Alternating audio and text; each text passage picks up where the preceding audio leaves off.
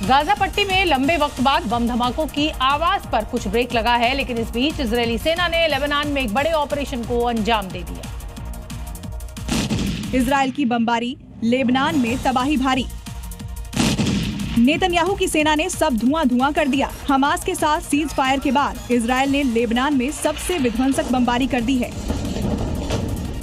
हमलों से इजरायली सेना ने लेबनान के कई इलाकों में आम नागरिकों के लिए एडवाइजरी जारी की। कुछ देर बाद इजरायल के विमान उड़े और इतने बम बरसाए कि पूरा इलाका तबाह हो गया। गाजा में तबाही के बाद ईरान समर्थित लेबनान का संगठन हिजबुल्लाह हमास की मदद के लिए आगे आया था। इजरायल से जंग छेड़ी थी, लेकिन इजरायल से पंगा अब हिजबुल्लाह को भारी पड़ रहा है, क्योंकि इजरायली सेना कई बार कह चुकी है कि लेबनान में हिजबुल्लाह को पूरी तरह मिटाने के बाद ही एक्शन रुकेगा।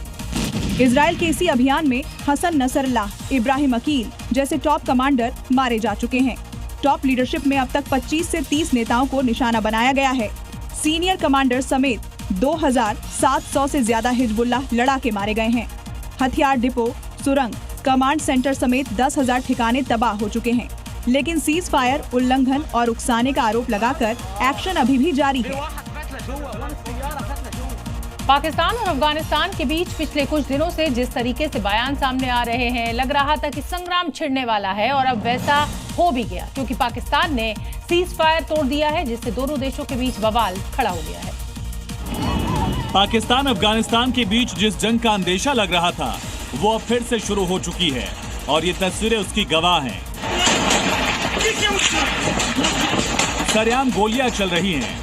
पाकिस्तानी सेना और टीटीपी आमने सामने है और सीज फायर टूट चुका है।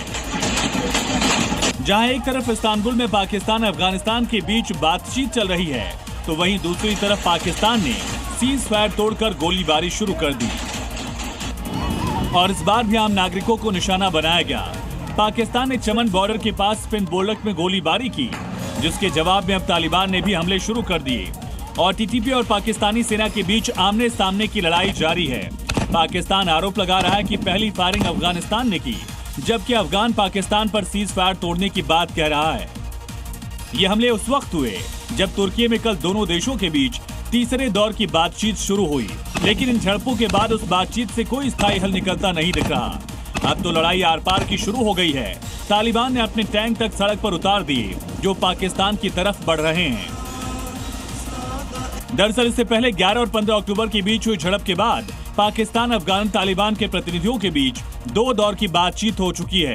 पहले दोहा और फिर इस्तांबुल में बातचीत के बाद भी कोई फाइनल फैसला नहीं हो पाया और अब जबकि दोनों देशों के बीच गोलीबारी और झड़प फिर से शुरू हो चुकी है, तो अब हालात दिख रहे हैं कि आर पार की ये जंग टालना मुश्किल है, क्योंकि तालिबान पहले ही कह चुका है कि इस बार गलती की तो हमला सीधा इस्लामाबाद पर होगा।